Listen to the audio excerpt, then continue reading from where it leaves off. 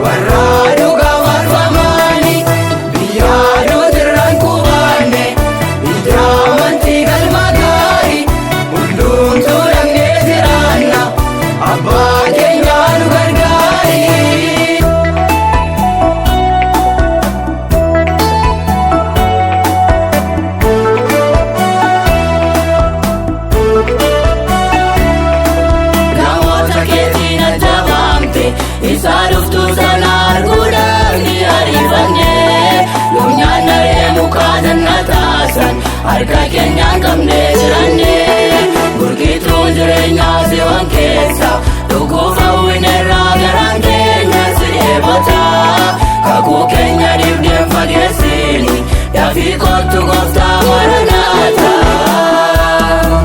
abdiin waan hundarra caalu magaalaa gammachuu saana wareegamaan gaafatus kan faallee galuu barbaanna murkoonni jireenya kennan kan keessatti argamani buufaata gootota maanti warra dhugaa barfamani biyyaa duutirraan qubaanne ijaamantii galma gaarii hundumtuu dhaqnee jiraanna abbaa keenyaa nu gargaari.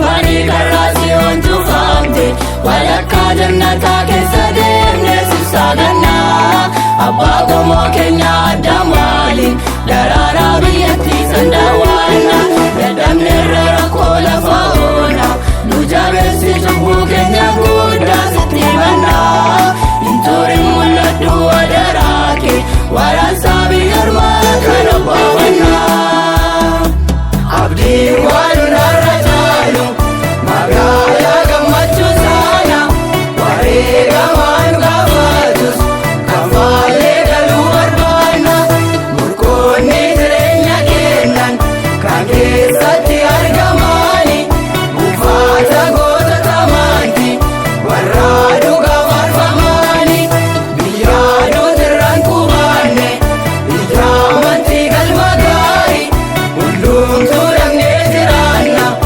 abbaa keenyaa nu gargaari.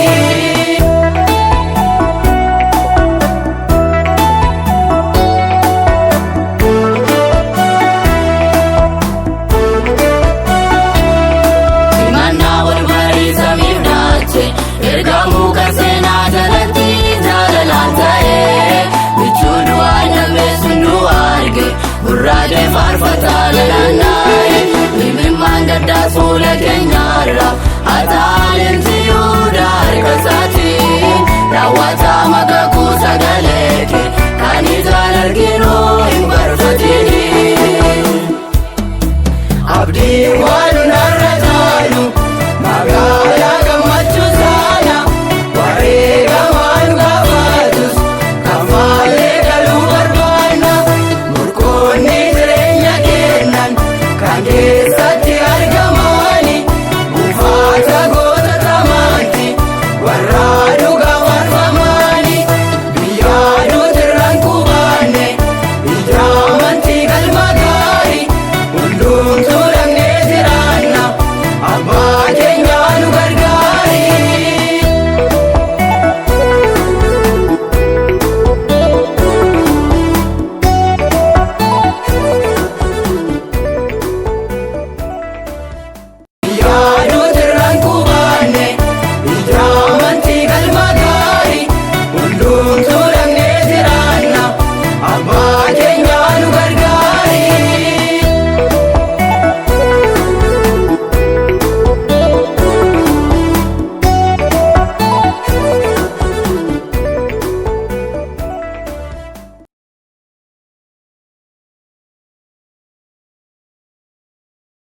Akkam jirtu kabajamtoota daawwattoota Hope Channel Itoophiyaa. Kun Hope Channel Itoophiyaa abdii bara baraa isiniif qooduun kan beekamudha. Sagantaan keenya immoo sagantaa ba'aa keessaniiti. Sagantaa ba'aa keessanii keenya har'aatiin aadde Dirribee Olqabaa fi dargaggoo Eliyaas Geetahuuniin keessummoota koof waayilota koo har'aa godhadhee qabadhee isiniif dhiyaadheera. Sagantaa keenya har'aatiin imaanaa obboloonni iddoo garaagaraatii nutti laadhatan fuunee iddoo kana keenya iddoo kanatti injilbeenfanna, Waaqayyoon irratti kadhanna. Waaqayyo immoo Waaqa furmaataatii, Waaqa rakkina namaatiif, gaaffii namaatiif, dhibboo namaatiif, dhukkuba namaatiif furmaata laatuudha. Kanaaf hundumti keessan akkasin abdiidhaan Waaqayyoon eeggattan gamanumaan dhaamsa isiniif dhaamna. Obboloonni keenya bitaan mirga kootti argamtan lamaan keessaniyyuu immoo baga nagaan dhuftan isiniin jechuun jaalladha. Tole, egaa akkuma isin dhuftaniini gara hojiittanii isin seensisa. Hojiin keenya har'aa hojii ulfaataadha.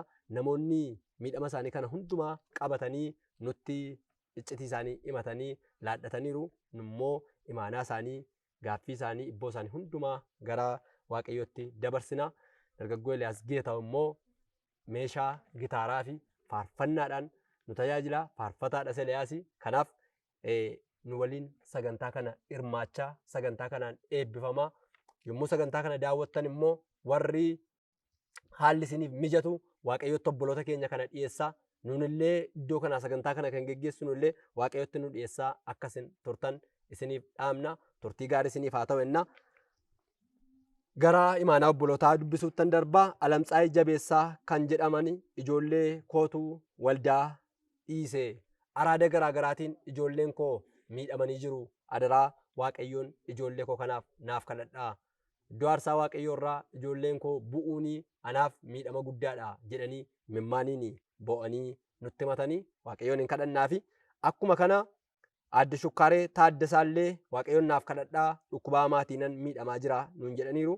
Aadde Geexee Ordofaa mata duree sadiidha kan isaanii gara keenyatti ergatanii. Isa jalqabaa mucaan koo mana adabaa jira. Mana adabaa kana keessaallee Waaqayyo haala mijeessee akka inni nagaadhaan naa galchuuf naaf kadhadhaa jedhanii. Inni kan biraan immoo akkuma jiruuf jireenya keessatti illee lola gurguddaatu narratti banamee jira. Lola koo kana keessaa bahuudhaaf yeroo baay'ee nan yaala. Garuu amma irraatti hin dandeenye waan ta'eef adaraa Waaqayyoon naaf kadhadhaa jedhanii nutti dhaammataniiru. Inni kan biraan hojii Waaqayyootu harka jira. Hojii Waaqayyoon harka jiru kana immoo seexanni yeroo hundumaa obsa koo qoruudhaaf jecha garasiif garanaan qormaataa natti hammeessa. Kanaaf iyyuu Waaqayyoon naaf kadhadhaa jedhaniiru. Akkuma kana mucaa koo Galataa Immaanaatiif illee Waaqayyoon naaf kadhadhaa jechuudhaan nutti dhaammataniiru. Waaqayyoon keenya immoo Waaqa furmaataati. Waaqa rakkina namaatiif hiika kennuudha. Waaqa ibboo namaatii fi furmaata barbaachisaa ta'e kennuudha. Waaqayyoo wantoota obboloonni keenya kana dhiyeeffatan guutummaa isaayyuu deebisuudhaaf humna qaba moo qaba? Humna qaba, hin danda'a Waaqayyo. Kanaafiyyuu obboloota keenya kanaan obsitanii Waaqayyoon duratti akka dhiyaattan ittiin jechuu barbaanna. Mee namoonni akka kanattiin miidhamanii rakkatanii gara ijoollee Waaqayyoo yeroo dhufan, gara keessa yeroo dhufan Waaqayyoon duratti dhiyeessitanii deebii argattanii beektanii? Argannee beekna. Waaqayyo waan gurguddaa isaa nuuf godheera. Waaqayyo otoo inni bukkee keenya dhaabbatu hojii gurguddaa otoo inni hojjetu iji keenya argeera. Dhukkubsataa duwwaa otoo hin taane maatii wal dhaban, maatii diigaman illee otoo inni kadhannuu fi Waaqayyotu isaan gargaaree mana isaanii ijaaru ija keenya agarreerra. Waaqayyo bisii galataa gurguddaa nu baachiseera. Abdiif shakkii irraa hin qabnu, maqaan isaa galateeffamu nu gargaareera. Egaa akkuma obboleettiin keenya aadde Dirribeen jedhan Waaqayyo baroota keessatti ijoollee isaa boojuudhaan galcha. Warra isa gaafataniif deebii kenna. Warra isa kadhatanii fi kadhaa isaanii hundumaatiif furmaata laata. Maal jetta kanarratti? Waaqayyo durumaa kaasee hojii malalleetiin beekama. Hojii malallee kan jedhamu yeroo tokko tokko akkuma yeroo faarfannu callisuun keeyyuu deebiidha jennu tokko tokko Waaqayyo yeroo inni itti callisu jira.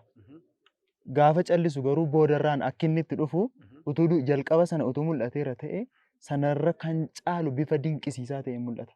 Nuyi ammuma waa rakkanna. Waan nuyi rakkanne sanaaf immoo ariifatee ammoo Waaqayyo akka inni deebii laatu barbaada. Ammuma furachuudhaaf jechuudha. Yeroo baay'ee namoonni waa dhaqanii Waaqayyo harkaa fudhachuu gaafa barbaadanii akkuma itti fudhachuudhaaf sassattee ariifattee dhaqxeeni akkuma sanaan sii kennuu dhiisuu danda'a Waaqayyo. Maal godhaa? Namoonni baay'een dhaqanii Waaqayyo harkaa akka dhaqanii yoo fudhatanii yeroo kan biraa amma dhimmi biraa isaan muddee gara waaqayyootti isaan fiduutti galanii bayyaannatanii taa'u. Bayyaannatanii mana taa'u. Maatii waaqayyo wajjin amma deebi'ee wal isaanitti fidu amma inni dhufutti.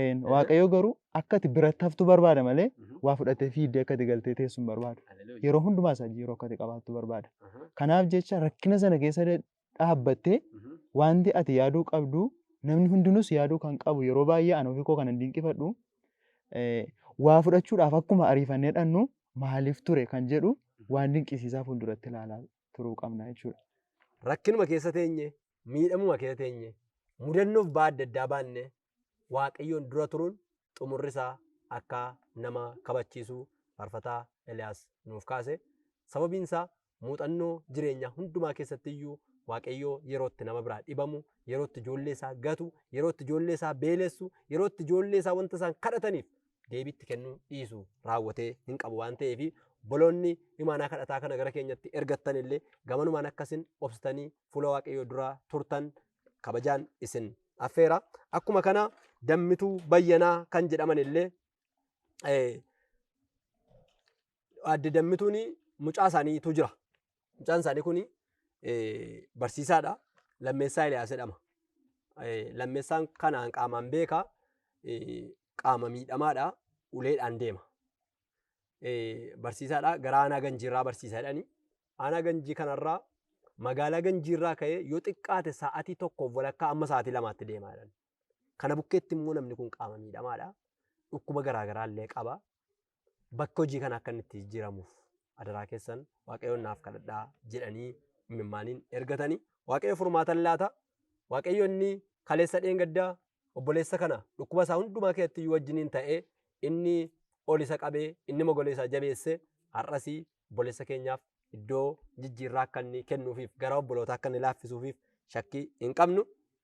Elfituu Tarrafaa kan jedhaman harka kootuu na laashee ture. Ammumayyuu immoo taa'ee natti ka'a.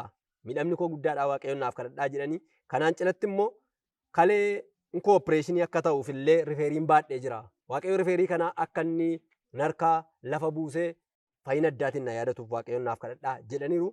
Gamanumaan nusi waaqayyoon isiniif kadhannaa isinillee fuula waaqayyoo tura. Waaqayyo immoo malaalleef dinqii addaa hojjetee isin yaadatee isin fayyisee akka inni galataan isin dhaabu guyyaa isaa eeggadhaa shakkii hin qabnu ittiin jenna. Inni kan biraan addee Elfituun itti dabaluudhaan akkas jedhan. Haalli koo mana qorichaa deemuudhaaf illee mijataa miti. Harka namaan eeggadha. Rakkinni koo baay'ee guddaadha. Karaa hundumaatiin seexanni qaawwa mana kootti qaawwa jireenya kootti galcheera. Waaqayyoon adaraa keessan naaf kadhadhaa jedhanii. Akkuma kana imaana nama kan biraallee Lijaalee Masaffaa waldaatti akka deebi'uuf mucaa isaaniiti baay'ee Lijaaleemi. Namoonni baay'een egaa waa'ee ijoollee isaaniitiif torban darbes obboloota waliinii imaanaa namootaa dubbisaa yommuu turre namoonni baay'een ijoolleen isaanii iddoo aarsaa ballagatanii jireenya gadhiisii filatanii araada garaagaraatiin miidhamanii akka isaan jiranii fi kun immoo gadda guddaa maatiitti naqee akka inni jirudha kan isaan nuuf kaasanii. Waaqayyo kanattis furmaata akka inni ijoollee isaaniitiif kennu guyyaa tokko akka waaqayyo deebii ajaa'ibaa kennee fi boojuu addaa namoota kana baachisu shakkii hin qabnu. Kanaaf obboleettii keenyaanii waaqayyoo isin yaadata garuu isinii fuula isaa turuu hin dagatina. Akkuma kana gaafa waaqayyoo deebii kennu immoo galateeffachuun baay'ee murteessaadha ittiin jechuu jaallanna. Sandaaboo Maatiyos kan jedhamtu immoo halkan hirriba keessaa weerarti. Mucaan kun mucaa wallaaltuudha jedhanii halkan hirriba keessaa weerarti nagaan qabdu boqottee irraftu waaqayyoo immoo furmaata laata waan ta'eef fuula miidiyaa of chaanaal kanaatiin daawwattoonni keenyallee kana kan dhageessan hundumtuu maqaa namootaa kana iddoo kanatti kan nuyi waamnuuf amala nuuf ta'ennaan utuu hin taane namoota kanaaf hojii idilee keenya godhannee waaqayyoon kadhachuu fi akka qabnu gamanumaan dhaamsaa isiniif dhaamna. Baay'ee wanti na gaddisiisu anaan suma dhugaa dubbachuudhaaf yeroo wanti baay'ee na gaddisiisu yeroo baay'ee namoonni imaanaa kadhataa nutti himatu marreema keenya.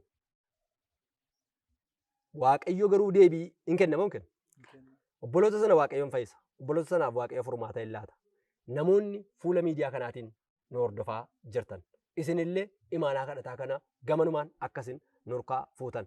Akkuma kana immoo rakkinaaf qormaata wal fakkaataa keessa kan jirtan immoo fuula waaqayyoo turtanii fuula waaqayyootti yommuu nu jilbeenfannu yommuu nu faarfannaa kadhataa kan akka nuyi baay'ee kadhannuuf nu dadammaqsan kan obboloonni keenya itti dadhabanii nuuf qopheessan yommuu iddoo kana faarfannu yommuu gulaalaan qophii keenya faarfannaa kana gadhiisu illee miira faarfannaan kun of keessaa qabu keessa taatanii akkasiin sagantaa keenya hordoftan gamanumaan dhaamsaa isiniif dhaamna obboloota keenyaaf immoo waaqayyo furmaata barbaachisaa akka inni kennu shakkiin qaba.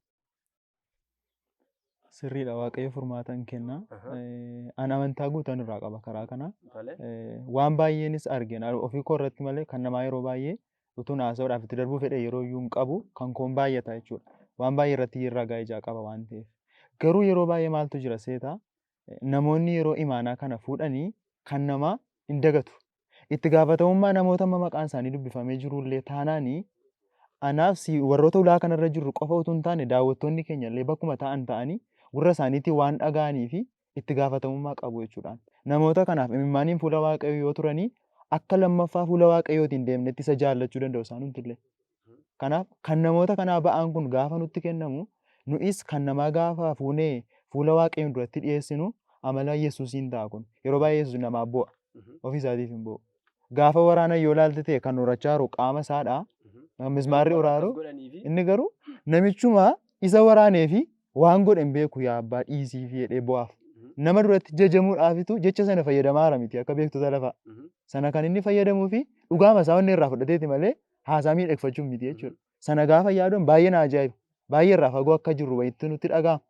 Akka isaatti itti fufuudhaa fi nuyis akka isaa utuma nu miidhuullee nama sanaaf kadhachuun bartee baay'ee barbaachisaadha.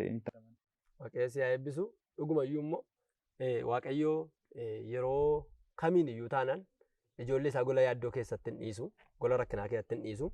Akkuma silas kaasnee dabarree yeroo kamiin iyyuu yeroo qormaati nutti hammaatu, yeroo lolli nutti wal jijjiiru, yeroo falli jireenyaa dhibu ammuma ariitiidhaan Waaqayyo akka inni deebii nuuf kennu barbaanna.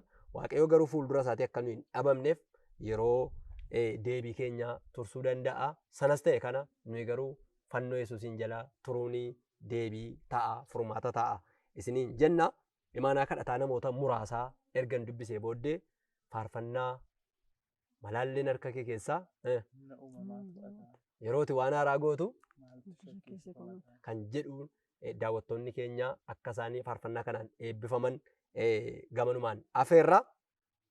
Obbo Yaadasaa Dafaa kan jedhamanii mucaa koo Waadaa kan jedhamu erga dhalatee nagaan qabu baay'ee dhukkubsataa mucaa kanatti wallaansoo garaagaraa itti wal jijjiira waan ta'eef Waaqayyoon naaf kadhadhaa jedhanii Daayituu Taaffasaa kan jedhamanii dhukkuba dhagna nyaataan qaba. Dhukkubni kun yeroo dheeraa narra tureera. Dhukkuba kanaan miidhameera Waaqayyoon naaf kadhadhaa jechuudhaan nutti dhaammataniiru. Aadde Tasfaayee Gurmeessaa kan jedhamanii mucaa koo leemmanee baay'ee dhukkubsatti waan ta'eef Waaqayyoon naaf kadhadhaa jedhanii akkuma kana Aadde Roobee Oliiqaa Waaqayyo hojii isaa natti kenneera. Garuu hojii kana akka hin hojjenneef wantoonni hojii kana lafa na keessuudhaaf yaalan waan gurguddaatu jira jedhan. Maaliif yeroo baay'ee hojii Waaqaa yeroo nuyi fuunu lolli nutti wal jijjiiruunsaa maaliif? Hojiin kun akkuma isa hojii lafaa maaliif milkaa'insaa hin hojjetamu itti yaaddanii beektu kan? Itti yaadeen beekaa hojii Waaqayyoo haala mijataa hin beeku. Haala mijeeffanna taanaan mana Waaqayyoo keessa dhaabbachuun hin danda'amu. Warra rakkina qabaniif waraansa qaban miidhama qabantu mana Waaqayyoo keessa dhaabbatee hojii Waaqayyoo hojjeta. Kanaaf obboleettii keenya jajjabeessuu nun barbaada. Ayyaanni hafuurri Waaqayyoo ishee haa dhaabbatu, ishee gargaaru, bukkee ishee goru, ishee tumsuun jedhaan. Waaqayyo sana eebbisu. Yeroo hundumaa Waaqayyoo kan inni nu barbaaduu fi hojii isaa akka nuyi hojjennuuf fayyaas kanaaf nuuf kenna, sammuus kanaaf nuuf kenna. Akkuma biyyi lafaa akka nuyi hojii hojjennuuf nu barbaadu, Waaqayyoos hojii isaa akka nuyi hojjennuuf nu barbaada. Beektonni lafaas akkuma jedhani muka firii qabutti maaltu danooma? Murtuttee itti danooma, darbannaas itti danooma.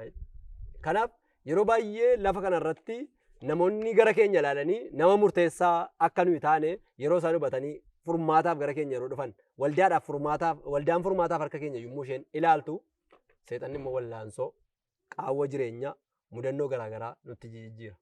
Kana sodaatanii namoonni baay'een ol deebi'anii mana isaanii keessa taa'u.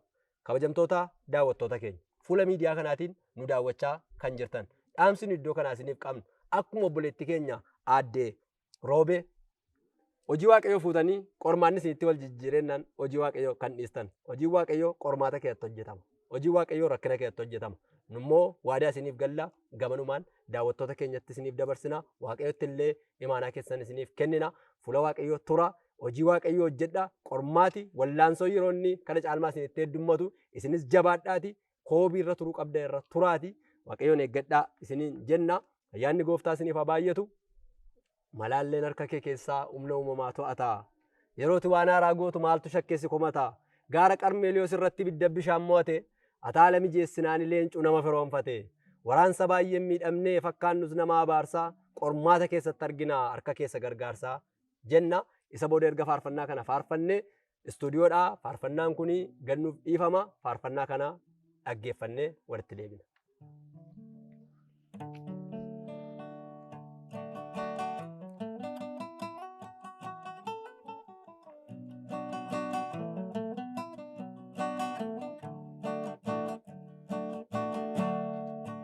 Malaalleen harkaa kee keessaa humna uumamaa to'ataa yeroo ati waan haaraa gootu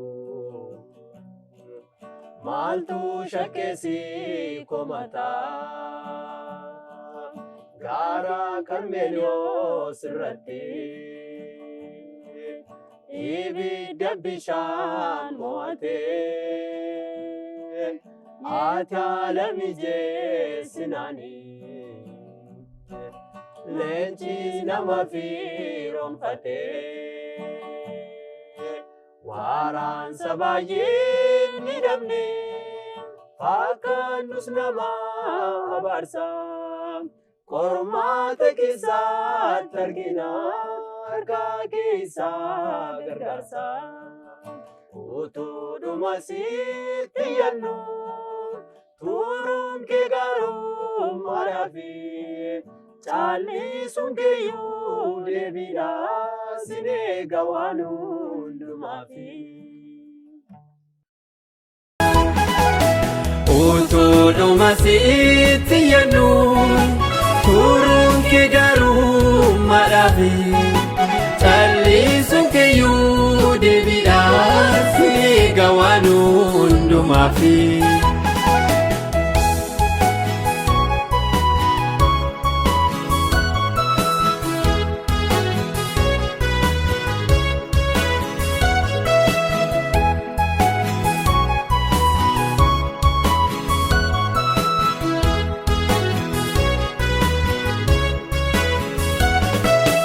Dirree durarraa jajjanii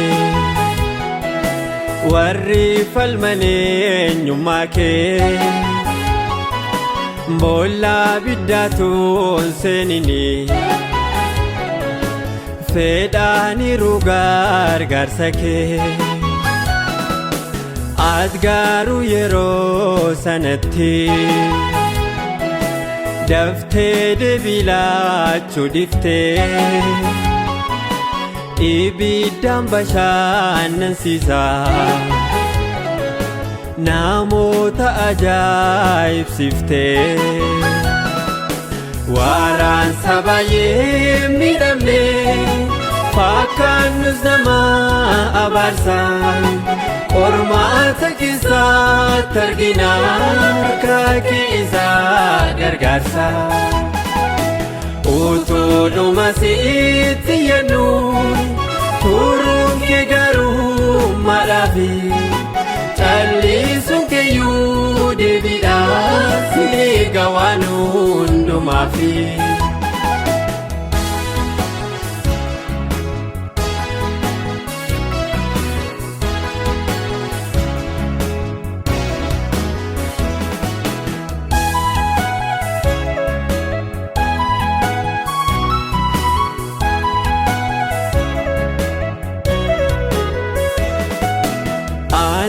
Malakee bareeraa akkaati gattee nun dhiifne addunyaa wantoota kanaas takkaati nun abdachiifne warqeen akkamiin beekamaa ibidda seenuu maleessaa bu'aa baay'inaarraa kuni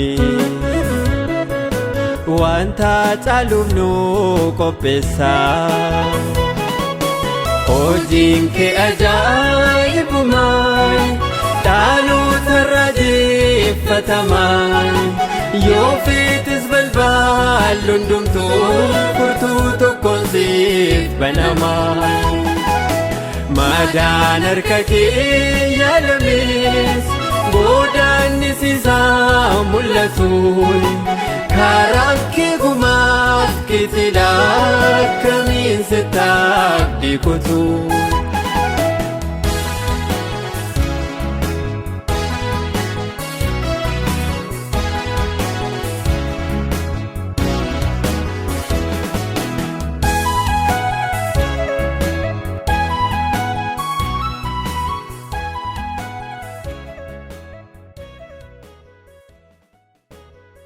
turtanii TV keessan kan banattanii kabajamtoota daawwattoota keenya kun TV keessan TV of channel Itoophiyaadha. Sagantaan immoo sagantaa ba'aa keessaniiti. Istuudiyoodhaa faarfannaa malaalleen harka kee keessaa humna uumamaa to'ata kan jedhu faarfataa Girmaa'ee Baay'isaatiin kan qophaa'ee dhaggeeffannee faarfannaa kanaan boqottanii faarfannaa kanaan abdii keessa Waaqayyo irra kaa'attanii tu jennee abdii guddaa qabna. Waaqayyo isin haa eebbisu. Baay'ee faarfattu atillee gaa faarfataadha. Faarfannaa kanatti namni yeroo baay'ee fayyadama. Sababiin isaa faarfannaan kun faarfannaa kadhataa addaati. Faarfannaa humna Waaqayyoollee nama yaadachiisuudha. Kanaaf daawwattoonni keenya illee faarfannoota akkas akkasii qormaati kan isaanitti wal jijjiiru faarfannoota akkas akkasii funaananii illee yoo dhaggeeffatanii jedhanii Waaqayyo akka inni boqonnaa addaa tokko isaaniif kennu. Namtillee barumsa qaba beektaa. Waraansa baay'ee miidhamne fakkaatu nama baarsaa yommuu jedhu isa qaamaa yaadan immoo namni bifumaan yeroo tokko akka nama qoramaa fakkaatu jira. Baay'ee yeroo tuuqattu barii namoonni sii gaddu jedhanii baay'ee hidhii isaanii. Qara deemu yoo dhiifte anumaan ni gaggaafatu. Anis baay'ee sirraa fagoo jiraata beektaa yeroo baay'ee namoonni faarfannaa kana gaafa fayyadamu natti dhaga'ama jechuun isa qaamaa utuu hin taane ani immoo isa hafuura kootiitu natti dhaga'ama. Hafuurri keenya utuu kadhannaadhaan ijaarame yeroo hundumaa hafuura baafannaan keenya kadhannaa ta'e nurra darbee nama biraa waan fayyaduu fi hafuurri koo akka inni guddatuuf yeroon hawwu waraansa baay'ee miidhamne fakkaannus nama baarsaa yommuu jedhamu sana waa'ee ofii koo yaada. Namoonni kan biroo rakkina kana keessan tura waan jiru natti dhaga'ama hafuura jiru kanatti yoon fayyade. Dhugaadhuma faarfannaa kun anaa illee waan baay'ee na yaadachiisa. Adventistii guyyaa torbaffaa illee iddoo garaa garaatti yerooni sagantaa tajaajila adda addaatiifis waldaa mana ofii kooti keessa jirullee yeroon yaadu baay'ee itti na yaachisa. Faarfannoonni akkasii kun dhugumayyuu waldaan keenya illee waraansa baay'ee qabdi. Kaan isaanii baay'ee haalli mijataafidha. Waldaan keenya waraansa baay'ee qabaachuun ishee immoo waldaan keenya baajetaan miidhamuun ishee waldaan keenya qabeenya adda addaa dhabuun ishee immoo nama baarsaa akka waan isheen taa'etti ishee fakkeessa. Faarfataa Girmaa'een garuu kana hundumaa keessatti akka waldaattis akka dhuunfaattis akka dhaabbataattis waraansa baay'ee miidhamne fakkaannus nama baarsaa qormaatuma akkasii kee teenyetu humna keessa gargaarsaa arginaa jedhee faarfannaa baay'ee nama boqochiisuuf waan baay'ee nama yaachisuudha. Isinis egaa faarfataa yoo ta'uu dhabaattan faarfattuu yoo ta'uu dhaabattanis yeroo baay'ee faarfannaa kana waan itti fayyadamtaniif kanaaf beektu jedhee yaada. Waaqayyo isin haa eebbisu jechuun jaalladha. Ammallee gara imaanaa obboloota keenya dubbisuutti ergaa deebinee jenneen booda xumura irratti faarfannaa addaa tokko waliin faarfannaa bifa addaatiin immoo obboloota keenyaaf Waaqayyoon hin kadhanna.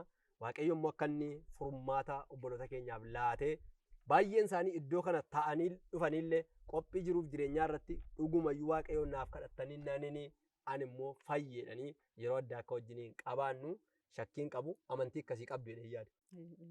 Yesuus irraa shakkiin qaban. Ameen. Wanti kennu furmaatatti kennee hiikkaatti kennee namni godhee beeka waan ta'eef Yesuus irraa shakkiin qabnu obboleessonni keenya hidhaan isaaniif rakkinniif qormaanni isaan keessa jiranii Yesuusiin ittiin cinilfaatu jechuudha. Yesuus dadhabaa miti beekaadha waan hundumaa arga waan ta'eef Yesuus itti laannaa hidhaa hundumaa ni qaba obboloonni keenya garuu itti dhaabbatanii eeggachuun gaariidha. Akkuma namaatti iyyuu nama waarkaa fudhattanii beektanitu nama waarkaa liqeeffattanii beektanitu harmootii yeroo baay'ee qodaa mana waliitiin ergifatu kan qodaa isaa namatti kennuu hin jaallanne jiramni isinillee akkas hin taatan jedhee yaada. Sababii kanaatiif jecha namoota qodaa isaanii namaan laanneen naqinaa mana baluu qodaa isaa namatti kennuu hin jaallatu yookiin isheen qodaa ishee namatti kennuu hin jaallattu. Yesuus garuu akkam miti nama hundumaatiif wal qixxeetti waan hundumaa kenna. Maqaan isaa galateeffamu. Kanaaf iyyuu obboloonni keenya ergaa imaanaa keessa iddoo kanatti kennattanii waan harka isaa beektaniif itti kennattan waan ta'eef shakkii irraa hin qabaatinaan isiniin jedha. Fayyaa ta'a. Dirribee guddinaa kan jedhamanii na dhukkubaatii adaraa keessa Waaqayyoon naaf kadhadhaa nuun jedhaniiru. Waaqayyoon hin kadhannaa fi sannaa'ee yaada isaa kan jedhaman ijoolleen koo faffaca'anii iddoo garaa garaa jiru. Dirribsaa Zawudeetiif illee Waaqayyoon naaf kadhadhaa. Dirribsaan mucaa isaaniiti. Zawudeen abbaa warraa isaaniidha. Ijoolleen koo immoo akkuma silas kaasaa ollee sagantaa tajaajilaa kana namoota muraasadha iddoo aarsaati kan tajaajilanii. Gadda guddaa qaba garaan koo. Ijoolleen koo guyyaa sanbataa yeroo inni waldaatti kaanullee bakka adda addaatti faffaca'anii garaa koo na gubu waan ta'eef Waaqayyoon naaf kadhadhaa jedhanii Waaqayyoon immoo furmaata hin kenna. Akkuma kana Baqqalechi Oliiqaa kan jedhamanii Surraa Malkaamuu, Aagee Malkaamuutii fi mata duree addaa godhaatii Waaqayyoon naaf kadhadhaa. Ijoolleen kun illee ulaa aarsaatti akka isaan deebi'an hin barbaada. Qormaata biraa keessas jiru, dhukkuba keessas jiru, rakkina gurguddaas ijoollee kana irratti wal jijjiiraa jira. Adaraa iddoo aarsaatti illee akka isaan deebi'aniif Waaqayyoon naaf kadhadhaa nuun jedhaniiru. Gamanumaanii imaanaa isaa daawwattoota keenyaaf illee kenna. Nullee iddoo kanaan kadhannaa fi Waaqayyootti illee imaanaa isaanii kana isaaniif dabarsina. Darphee Aagaa kan jedhaman illee rakkoo dhukkubaan qaba waan ta'eef Waaqayyoon naaf kadhadhaa jedhaniiru. Obbo Taammiruu Qannoo kan jedhamanii waggaa sadaffaanii azmiidhaan rakkadhaa jedhan. Dhukkubni azmii kuni dhukkuba yeroo baay'ee namoota keenya miidhee jirudha. Nagaa namaa dhoowwata, qilleensa nama dhoowwata. Sababa kanaatiif iyyuu namoonni dhukkuba kanaan baay'ee miidhaman gara keenyatti barreeffatanii isaaniif illee Waaqayyoon hin kadhanna. Dungee Saaqqataa kan jedhaman illee mataa koo na cabsaa. Yeroo hundumaa mataa cabsaa kanaan hin miidhama waan ta'eef Waaqayyoon naaf kadhadhaa nuun jedhaniiru. Kumalee Badhaasaa kan jedhamanii dhukkuba garaachaa, dhukkuba kalee, dhukkuba dhiibbaa dhiigaa ittiin miidhamaa jira Waaqayyoon naaf kadhadhaa jedhan. Argite nama tokko irrattitu dhukkubni kun sadii irratti wal jijjiireera. Kan nama dhibu namoonni kun yeroo imaanaa kana himatanii dhukkuba isaaniitiin cinatti waan lama kaasu. Isa jalqabaa na dhukkuba Waaqayyoon naaf kadhadhaa jedhu. Isa lammaffaa immoo waanuma ittiin mana qorichaa dhaqu iyyuu hin qabuuti Waaqayyoon naaf kadhadhaa jedhu. Abdii si kuta beektaa. Waaqayyo garuu kana hundumaatiif furmaata kenna. Maqaan Gooftaa galateeffamu. Waan jettu qabdaa? Maal sitti fakkaata namoonni yeroo baay'ee gaafa mata duree kadhannaa kaafatanii akkuma nuyi amma haasa'arru kanatti iyyuu miti. Imimmaan lolaasaadha kan isaan haasa'an. Hin bo'u beektaa? Utuu bu'anii fa'aa deebisuu dadhabanii yeroo isaaniitti addaan kutan fa'aatu jira. Namoota kana yaadi isaanii waan inni irra jiru kana yaadaa yoo bira geessee barte malee baay'ee ulfaataa ta'a jechuudha. Yeroon akkas hin jedhu yoo akkas ta'e yookaan immoo yoo mudannoo akkasii qabaattee turtetu sitti dhaga'ama. Namoonni sun baay'ee haalli isaanii fagaatee akka jirutu sitti mul'ata. Mucaa dubaraa tokko utuun gara mana qulqullummaa dhaqaaru sanbata tokko natti fakkaata. Argeen dubbise beektaa? Sanaan booddee baay'ee rakkoo ulfaataa keessa akka isheen jirtu jireenyumti ishee iyyuu sitti hima. Sanaan booddee hin boossi turte wajjiniin yeroo naasa'u kana gidduutti immoo waan sirriitti wal beennuu fi waaqeffannaa irratti jechuudha.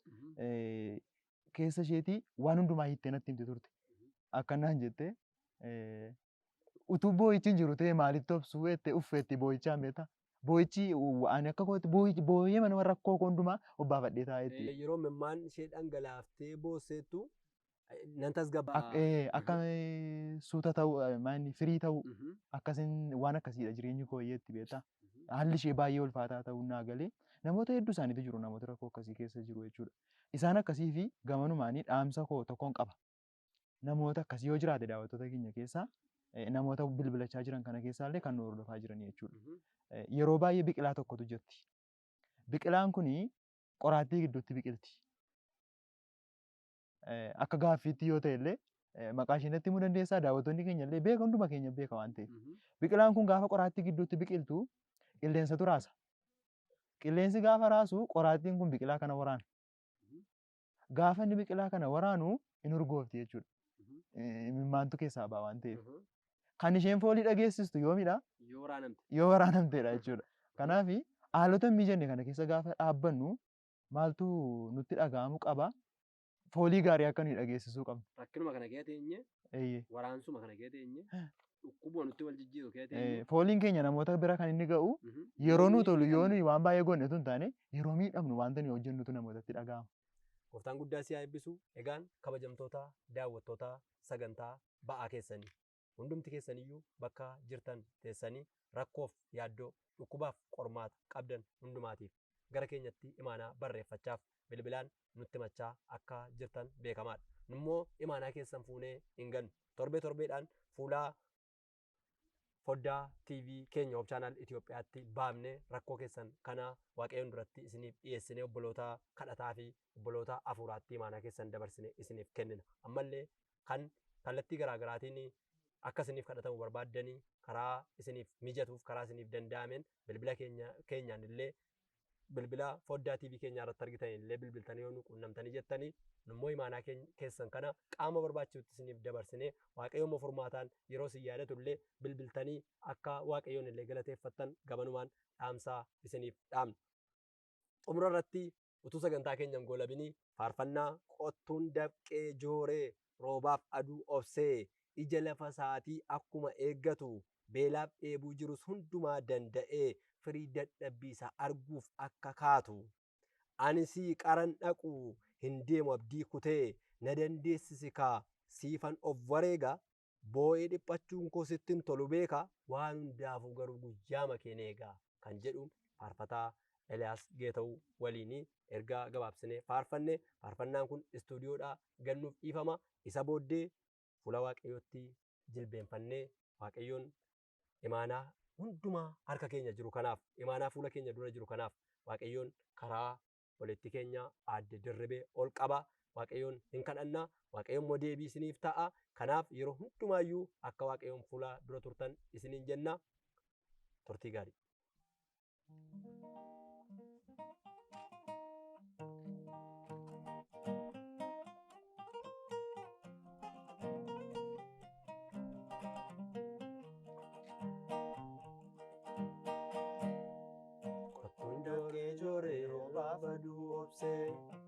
Ija lafa isaatii akkuma eeggatu beelaaf dheebuu jirus hundumaa danda'a firii dadhabbiisa arguuf akka abdatu anis garan dhaqu hin deemu abdii kutee na dandeessisi kaasiifan of wareegaa boo'ee dhiphachuun koo sittin tolu beekaa waan hundaafuu garuu guyyaa makeen eegaa.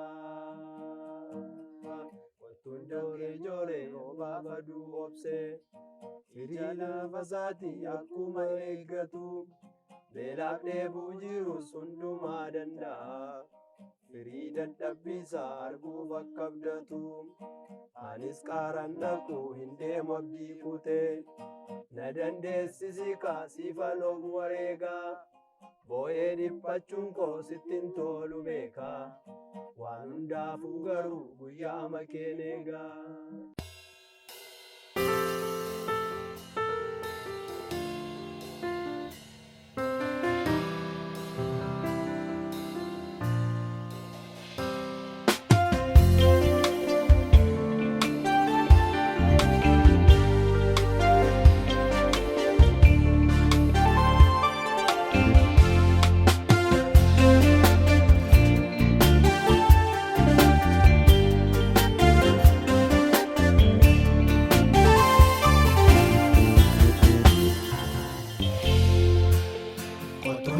Jooree roobaaf aduu obsee ija lafa isaatii akkuma eeggatu beelaaf dheebuu jirus hundumaa danda'a firii dadhabbiisa arguuf akka abdatu anis karan dhaqu hin deemu abdii kutee na dandeessisi kaasiifan of wareegaa boo'ee dhiphachuun koo sittin tolu beekaa waan hundaafuu garuu guyyaa makeen eegaa.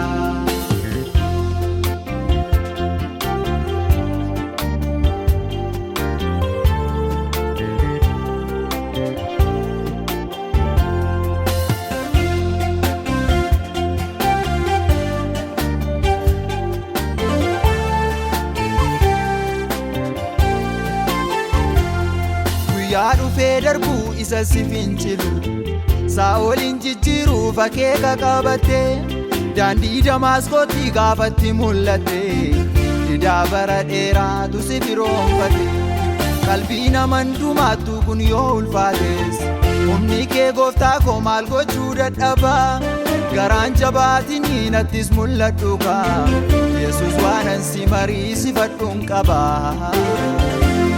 Kottuun dafkee jooree roobaa faduu obsee ija laafa isaatii akkuma eeggatu beelaaf dheebuu jirus hundumaa danda'a firii dadhabbiisaa arguuf akka abdatu anis karan naquu hin deemu abdii kutee na dandeessisi kaasiifan of wareegaa bo'ee dhiphachuun koo sittin tolu beekaa waan hundaafuu garuu guyyaa makeen eegaa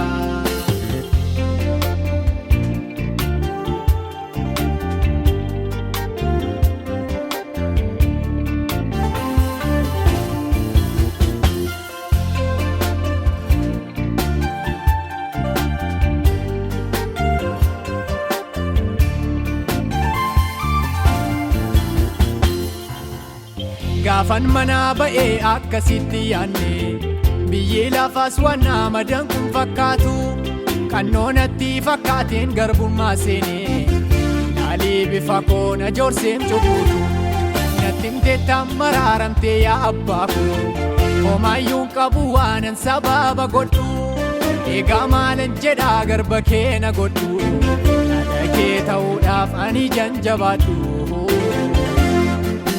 dafkee jooree roobaa faduu obsee ija laafa isaatii akkuma eeggatu beelaaf dheebuu jirus hundumaa danda'a firii dadhabbiisaa arguuf akka abdatu anis karan naquu hin deemu abdii kutee na dandeessisi kaasiifan of wareegaa bo'ee dhiphachuun koo sittin tolu beekaa waan hundaafuu garuu guyyaa makeen eegaa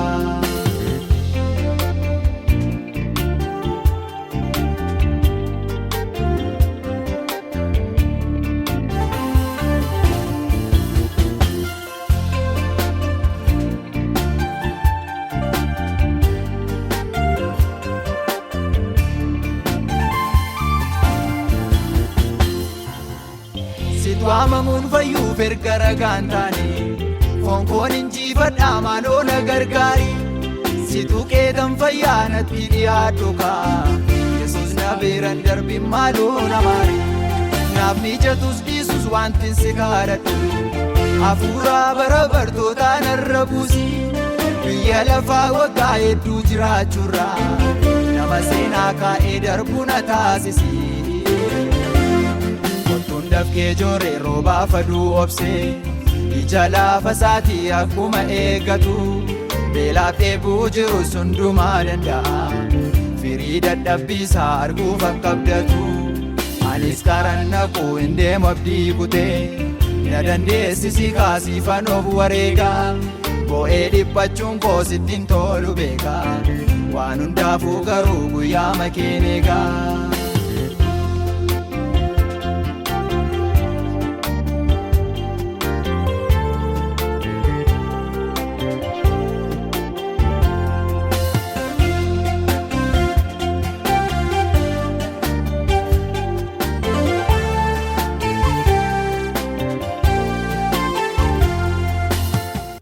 eebbifameenyaa dargaggoo Eliyaasiin yeroo kana hundumti keenyayyuu rakkoo kanaaf dhibee obboloota keenyaatiif imaanaa isaan gara keenyatti dabarfatan kanaaf fuula Waaqayyoo duratti hin jilbeenfannaa isinillee bakkuma jirtan jiraattanii haala mijeeffattanii wajjiniin Waaqayyoon kadhattanii Waaqayyo akka inni rakkina keessan hundumaatiif deebii furmaataan isin yaadatu shakkii hin qabnu fuula Waaqayyootti jilbeenfannaa kadhatinni nuuf ta'a kadhataa kanaan booddee sagantaa keenya goolabnaa fayyaa ta'a.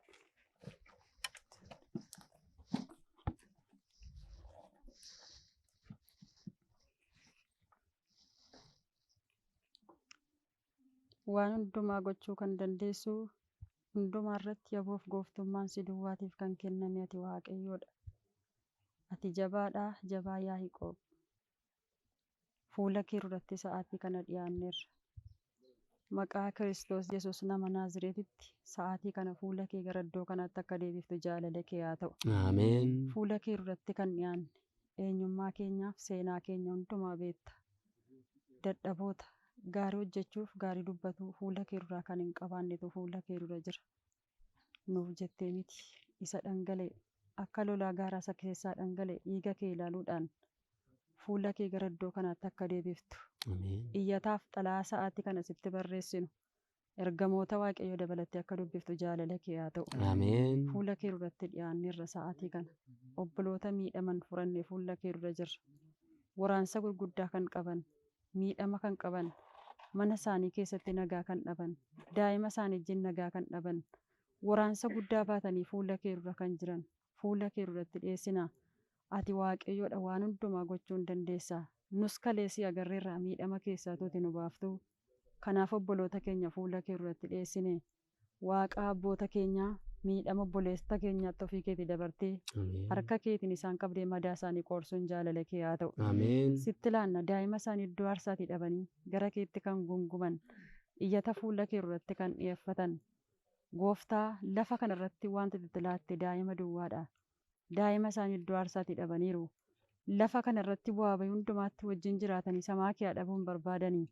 Harka daa'ima isaanii qabdee gorsuuf qajeelchuu kan danda'u si'i. Toora warra fayyaniitti dabalamanii harka isaanii qabatanii daa'ima isaanii wajjin fuula kee fuula waaqa jiraataa fuula ergamoota samaa dura akka isaan dhaabbatan akka isaan si galateeffataniif xalaa obboloota keenyaa sa'aatii kana sitti barreessaa irraa. Isa dhangala'e dhiiga kee ilaalii iyyata obbolootaa hundumaan harkaa fuudhuun jaalala kee haa ta'u. Siif hojjechuudhaaf ka'anii harka isaanii siif kennanii warra danqaman ati beektaa haala isaaniif mijeessuun jaalala kee haa ta'u. Rakkinniif qormaanni isaan irratti wal jijjiiree miidhama kan qaban boo'ichaaf gadda suukaneessaa keessa kan jiran yooti isaaniif dirmatte yooti isaan bukkeetti argamte yooti xalaa isaanii dubbifte bissii galataa qabatanii fuula kee dura dhaabbatu. Waaqa Daani'el sitti laanne ijoollee keef akka dhaabbatu jaalala kee haa ta'u. Waaqa Liyaasiif dhaabbattee isaaniif akka dhaabbatu jaalala kee haa ta'u. Harka gargaarsa keetii isaaniif akka ergitu jaalala kee haa ta'u. Mana ijoollee kee miidhamanitti dallaa marsaa qabu ijaaruun jaalala kee haa ta'u. Gattaa jabaa ijoollee keef akka taatu jaalala kee haa ta'u. Rakkinni isaanii miidhamniif iyyanni isaanii siin dubbifamee furmaata argatanii galata baatanii fuula kee dura akka dhaabbataniif harka isaanii qabuun jaalala kee haa ta'u. Mana warra ganama kana sitti iyyatanii mana tokko isaaniitti dallaa ibidda waaqayyoo ijaaruudhaan iyyata cubbamaa kan dhageessu waaqayyoodha. Sitti laanne iyyata ijoollee keetii fuutee bissii galataa akka nu baachiftu jaalala kee haa ta'u. Sagantaa kanatti humna kee ati dabali. Sagantaa kanatti harka kee ati ergi. Sagantaa kana keessa koomeen kee akka ijatu jaalala kee haa ta'u. Hafuurri fayyaanni waaqayyo inni dhaasaba keetii gara keenya akka laalu jaalala kee haa ta'u. Waan hundumaa sitti laanne keessatti argamtee waan hundumaa keessatti yeroo hundumaatti galata keef warra dhaabbatan namaati nu godhi. Ayyaana kee keessatti ati nu eegi. Waan hundumaa xumurree galata maqaa keef nu qopheessi maqaa Kiristoos Yesuusiin. Ameen.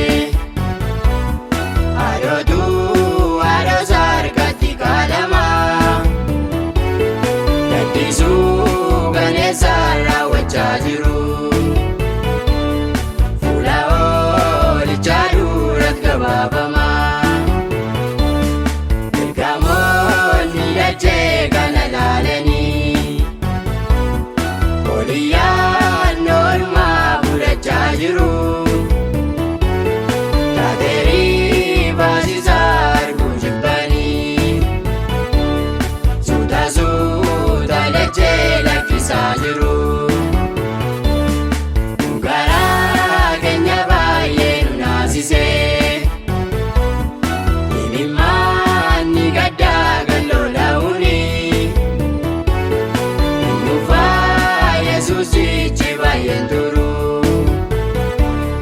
Jabaadhaa amma warri miidhamtanii.